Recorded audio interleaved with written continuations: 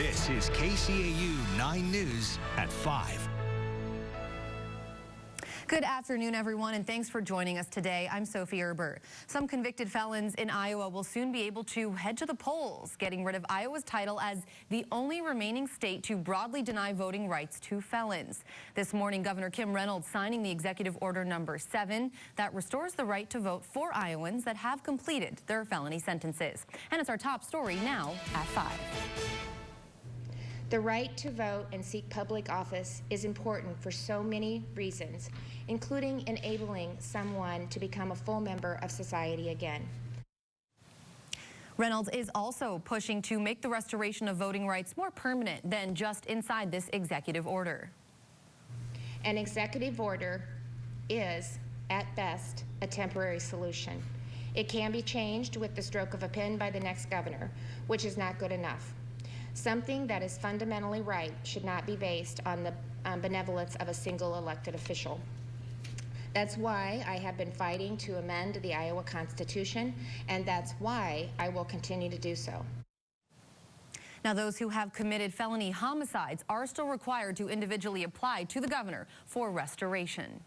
Well, lawmakers are demanding answers tonight from the Postal Service. This after reports of recent mail delays. Both parties say any problems must be fixed before November. That, of course, is when an unprecedented number of Americans will likely be voting by mail. Our Washington correspondent Raquel Martin has the story.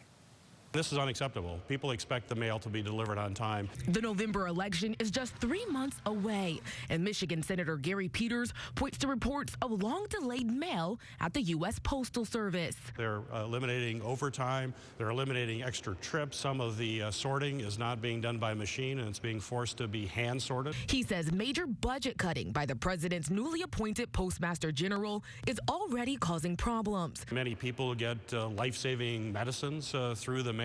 And Peter says these delays must be fixed before millions of Americans vote by mail come November. Democrats on the House Oversight Committee are now demanding the Postmaster General appear for a hearing to explain recent policy changes. The Postal Service has defended the changes, arguing it's been losing money for decades and must build a more stable, cost-efficient business. I know there need to be reforms, there need to be cost savings, that's fine, but they cannot compromise the delivery, efficient delivery to rural Missouri. Republican Senator Josh Hawley says the run-up to Election Day is no time for delays. Absolutely vital that those absentee ballots get on time to the folks who've requested them by mail, and then they get back on time so they can be counted. Democratic leadership met with the Postmaster General Wednesday. We need to resolve the problems at the post office.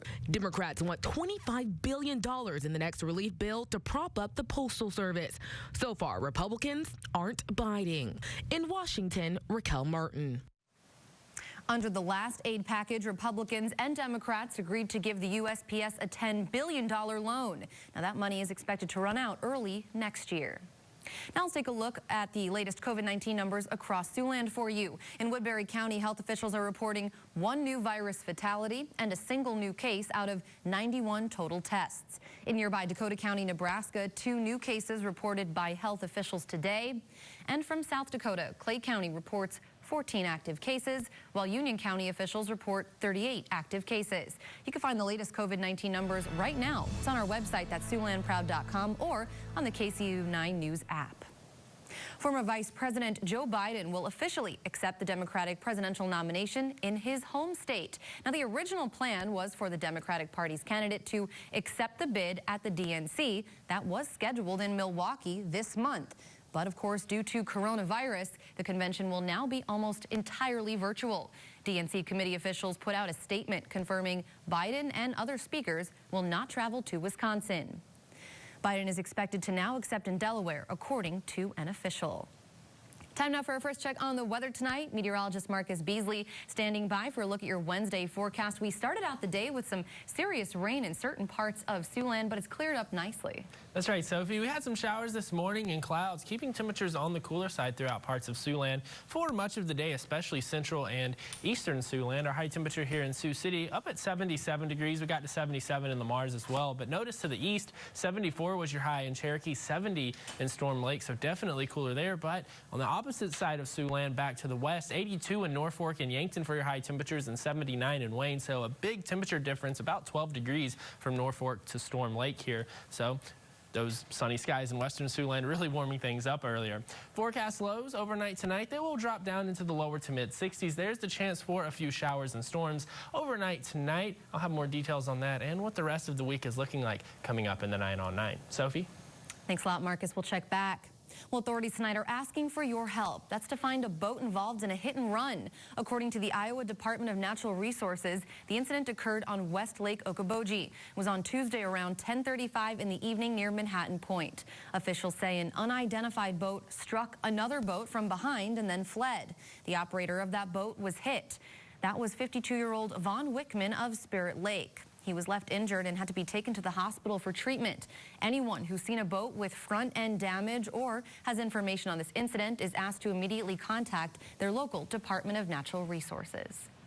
Well, for the second year, Siouxland Community Health Center is now offering its mobile showers to the public. Hygiene kits, towels, and even clothing given to community members using these showers. So far, more than double the amount of people have used the mobile showers compared to this time last year. BRENDYN Richards, the Director of Development and Advocacy for Siouxland Community Health Center, says volunteers and staff from the warming shelter have really been helping keep up with this new and high demand. It's probably busier than I originally thought it was going to be. We've drastically increased our numbers this year. Last year, the whole season, we had 296.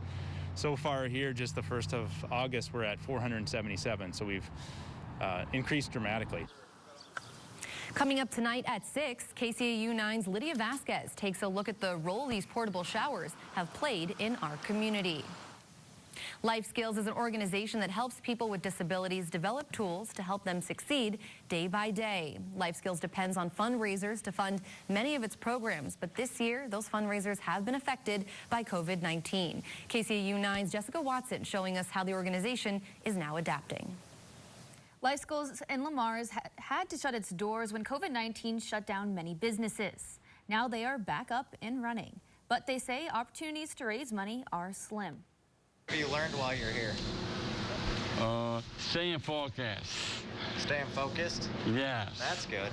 LifeSkills helped me find a job out in the community. It was around 2017. LifeSkills in Lamar's has been working to help people with disabilities learn skills and how to land a job. But when COVID-19 closed down businesses, they closed too. We abruptly had to stop services here. We sent everybody home, which was kind of traumatic because we don't like any upheaval into our schedules. Were you happy when you got to come back after COVID closed it all down? Well, I didn't like that. You didn't like that? Were you glad to come back? Yes. Were you bored? Yes, I'm really bored. LifeSkills doors are open again, but without the Plymouth County Fair this year, funds are running low. That was a big adjustment for us because that is a big fundraiser. In order to keep LifeSkills programs up and running, they're getting creative with their fundraisers, like selling these quilts online. This quilt auction, 100% of all of the proceeds from this will be brought back here and done different programs for our clients. Programs that give people with disabilities opportunities to make their own money. Be over by Walmart, sack groceries, and take it to the car and so on. SHELLY Thompson says if you're interested in placing an online bid for a quilt but are having trouble, all you have to do is call LifeSkills or Northwest Bank in Lamar's. They'll be happy to help. Jessica Watson, KCAU 9 News. Thanks, Jessica. Well, a popular destination field trip event for schools all across Nebraska has been canceled tonight. Officials on Tuesday calling off the Missouri River Expo at the PONCA State Park. That's due to potential public health restrictions that could be in place this fall. The event typically features rock climbing, shooting, outdoor cooking, and competitions. One of the biggest things that hits my heart is this event is huge. It's one of my favorite things we do out here. I get to see people from all over the Siouxland community and also the country that I only get to see once a year. And so that's kind of our time every year where we can meet up and share our love for the outdoors. The event was originally scheduled for September 19th through the 20th. Organizers tonight say they are rescheduling for 2021. Well, countless trips and events, as we just mentioned, have been canceled or rescheduled since March, hitting the travel industry where it hurts. why some agencies are still optimistic this fall could be another busy travel season coming up. And it's looking like a few storms are possible as we head into Thursday. A warmer and more humid pattern setting up and high heat this weekend. All of those details after the break. You're watching KCAU 9 News with Sophie Erber and meteorologist Marcus Beasley. This is KCAU 9 News at 5. Welcome back. Travel agents spent the last few months dealing with canceled and many rescheduled vacations as the pandemic kept most Americans inside their homes. Taylor Bozier reports travel agencies are hoping to be busy again this winter and beyond. The pandemic has hit the travel industry hard. Well, the biggest hit came when we lost the end of spring break.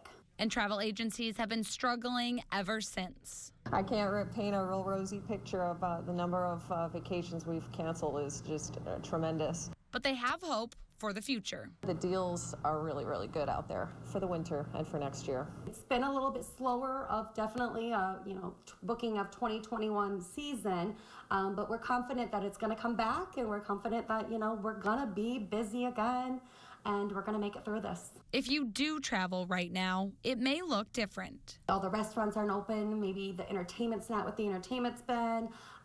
You just need to realize that everything's not the way that it was before we got into this situation. Most travel agents don't get paid until customers return from their trips. So whenever it becomes safer for people to travel, local travel agents say they will be ready. I'm crossing my fingers and toes for November because it's probably the biggest November we've ever had because we had to move so many people, and they're all hoping that they get to go. If not, we'll be here to move them to something else. Now, travel agents do recommend anyone planning to travel outside the country to get a passport as soon as possible, as there have been delays in processing times. Well, despite a global pandemic going on, there's a new wave of homeowners tonight coming into the market. Real estate experts shed light on this trend coming up next. While many businesses have taken a hit during the pandemic, others have been booming. Some in real estate say the coronavirus is now pushing younger home buyers out of the cities and into their first homes. Mandy Gaither has more in tonight's Consumer Watch.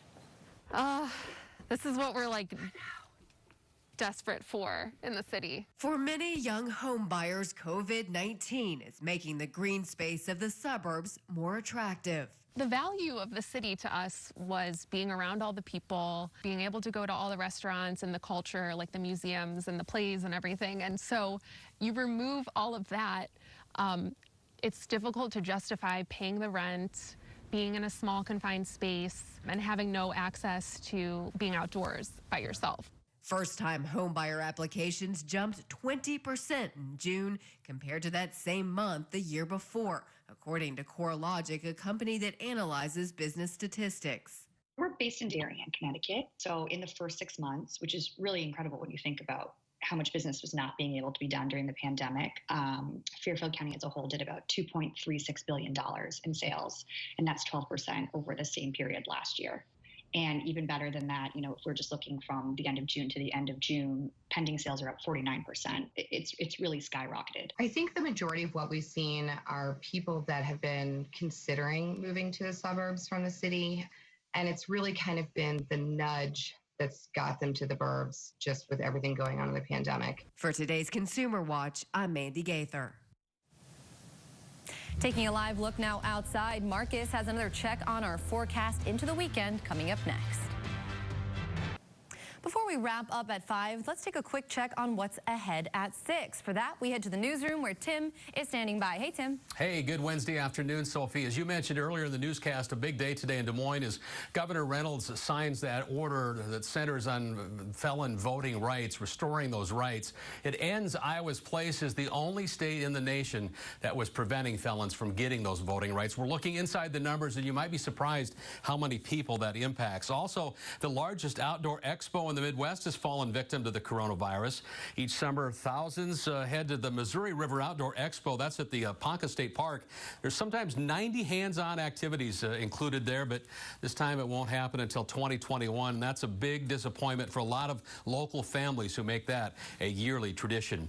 And another domino has fallen today as well. Jake Jones has the update from the NCAA as news today that some folks had expected, others just simply hoped they wouldn't hear, but the news is out there, and Jake will have that again. That's when I see you at 6. All right, sounds great. Thanks a lot, Tim. And Marcus, one quick check. I hear we have some slim chances of maybe some storms passing through. Yeah, we might see a storm or two tonight. I'm not expecting too much, but we can hope for some rain, some much-needed rain, a low temperature tonight of 64 degrees. It looks like tomorrow's going to be a little bit on the warmer side, mid-80s. We might see a few thunderstorms, but again, I think those will be slim tomorrow as well. Good news there. Thanks so much, Marcus. And thank you for joining us. I'll see you back here at 6. Have a great night, everyone.